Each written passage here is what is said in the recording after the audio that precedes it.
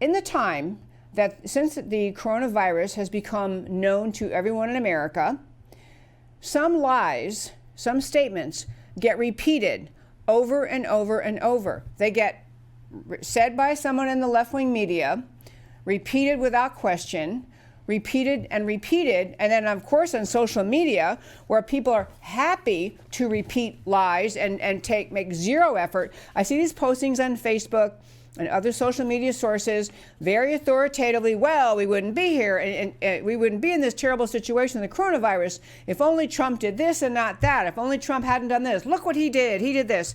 And there are several just profound, flat out lies I want to tell you, because sometimes the people repeating them are innocent. They actually read something in left-wing media and thought it was true.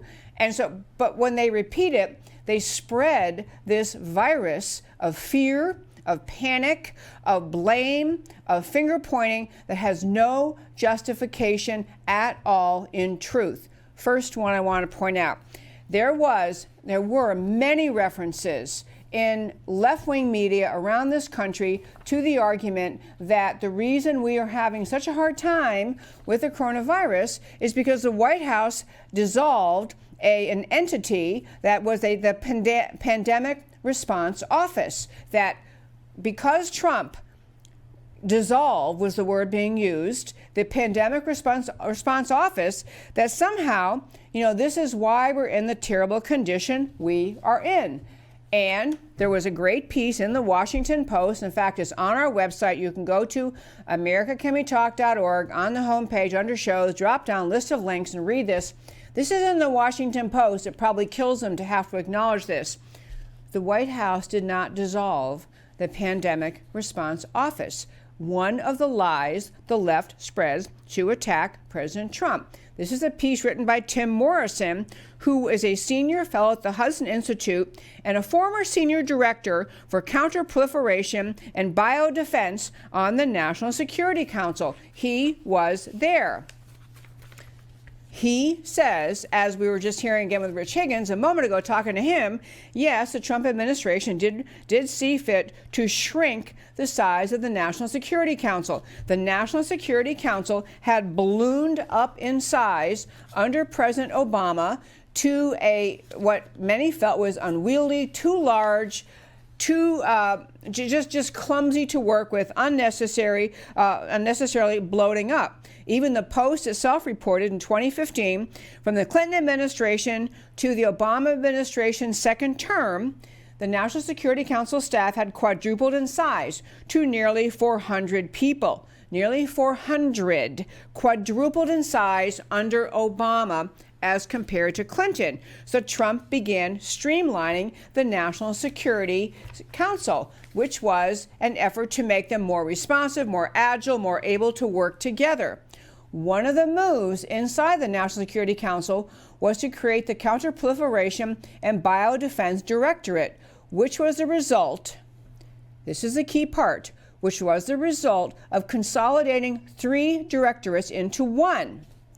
So and part of this, reducing the bloated National Security Council, bloating up under Obama by the Trump team, was to consolidate 3 different directorates into one, because there was great overlap in the job description, so to speak, for these 3 different directorates. So they had the consolidation of 3 directorates into one, given the obvious overlap between arms control and proliferation and non-proliferation, weapons of mass destruction, terrorism, and global health and biodefense. So 3 overlapping directorates inside National Security Council collapsed into one. No areas of responsibility dropped.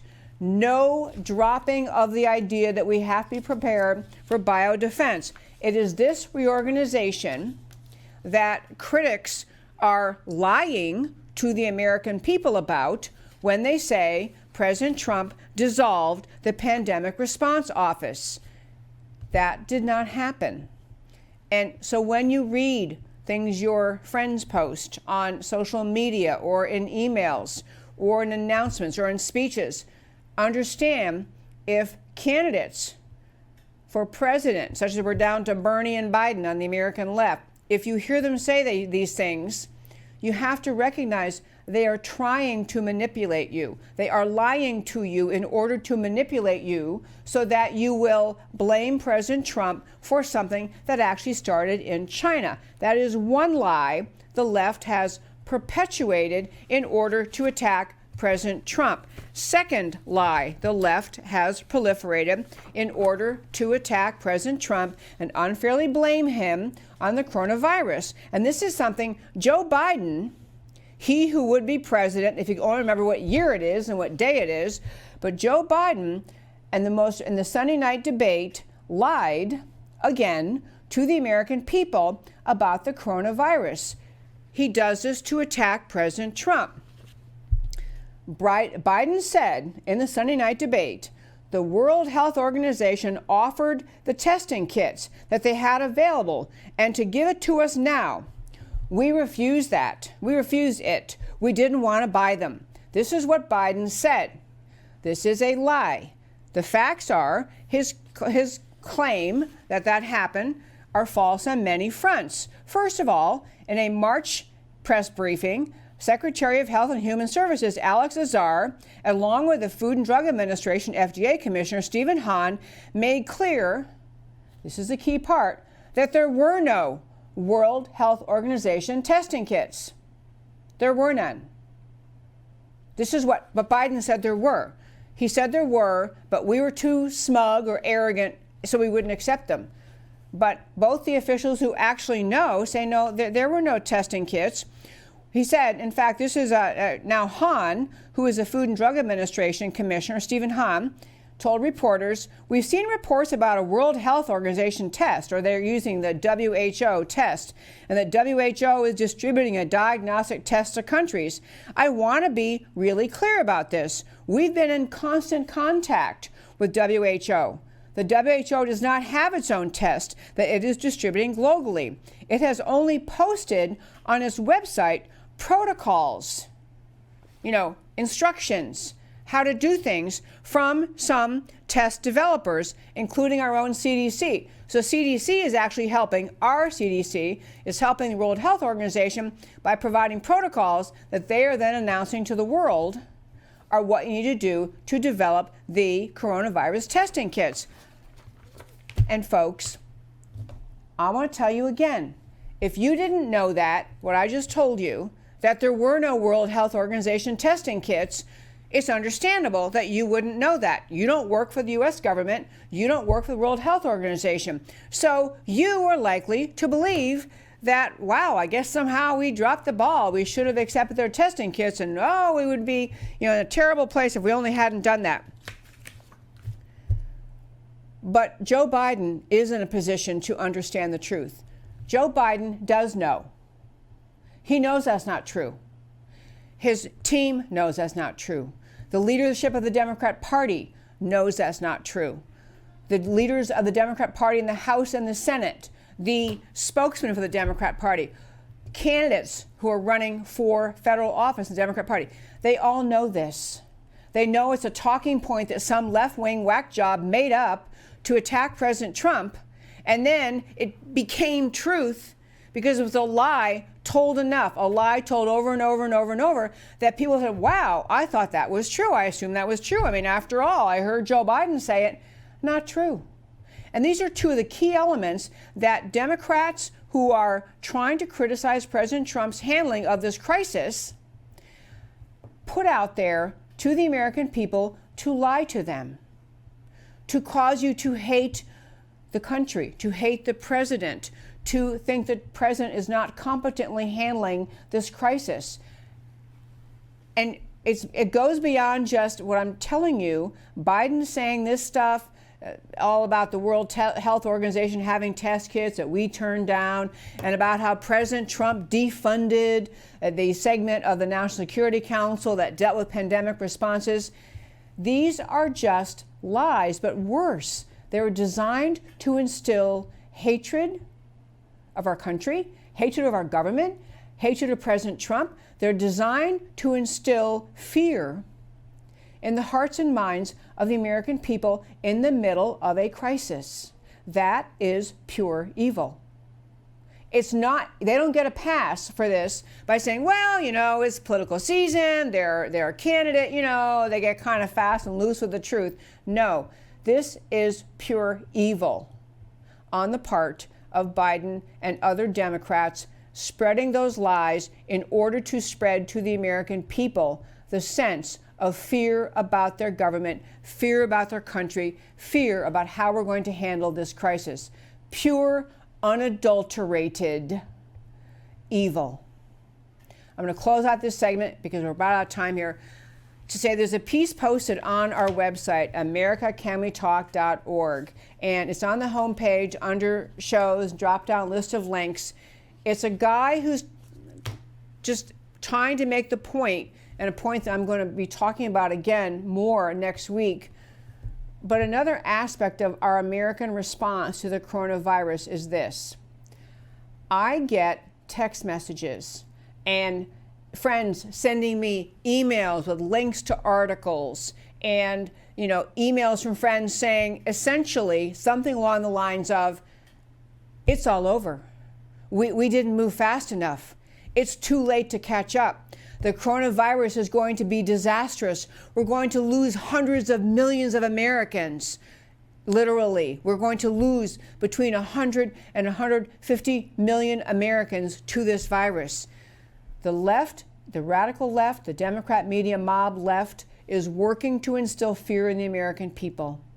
Fear so that we will succumb to, we will submit to, we will surrender to whatever the leftist government tells us to do, whatever those in power tell us to do in terms of where we're allowed to go, what we're allowed to buy, who we're allowed to see, when we're allowed to be out together. The left is spreading fear on purpose. We'll find out exactly what happened with the virus and what happened with China. But our response in America, that you couldn't draw a clearer line between people trying to work to solve it, trying to develop test kits, trying to develop vaccines, trying to instill in the American people a sense of we're in this together, we can conquer this, we're going to do it, we're going to follow these protocols. Like President Trump keeps saying over and over, we're going to follow these protocols, we've got to do these things. Those people versus the people who are taking advantage of this crisis.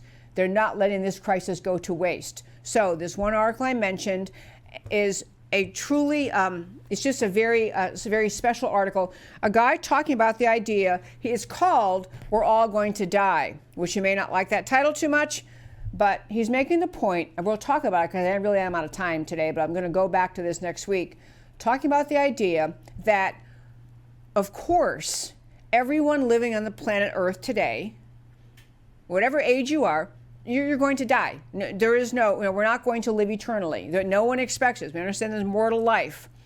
We understand we live our lives, most of us, with some sense of, I'm going to expect good in our life. I'm going to go out in the world today, and I may encounter someone who has a bad cold, and I'll try to stay clear of him if he's coughing, or her if she's sneezing. I may run into someone who has the flu. We undertake risks. We go out in life. We live life. We live it adventurously. We live it boldly. We don't live curled up in our little cocoon, hoping maybe if I just close my eyes and cover my head, nothing will happen to me. We have to get that idea back, even in the midst of this crisis. The left's generation of the crisis mentality, the fear, the intentional spreading of panic and fear is in itself an evil. And one of the ways to fight back against it, one of the ways to say no to it, is to be part of the at least willingness to challenge part of what the government is doing. Challenge as Rich Higgins alluded to earlier, we're setting in place pretty severe protocols here. We're all going to just salute. We're all going to salute when the government says, okay, everybody stay home for a year. Okay, the economy's shot and no one can afford to do anything, so all of us have to turn to the government to give us money to live, to pay for our rent or our mortgage and our food and our everything else It has tremendous potential to turn us into a nation of weak, subservient, dependent people unless we reassert that sense of America, that sense of people who understand we have a crisis to face. Yes, it's a serious crisis, and we can face it without giving in to the controlling influence the American left is trying to push, and without becoming helpless Americans waiting to be told by the government how we can live and where we can live and what we can do. We've got to have a spirit, a resurgence of the spirit of people who are not going to submit to every latest government directive about what can be open and how far we can go and what we can do, because you are surrendering our sense of liberty.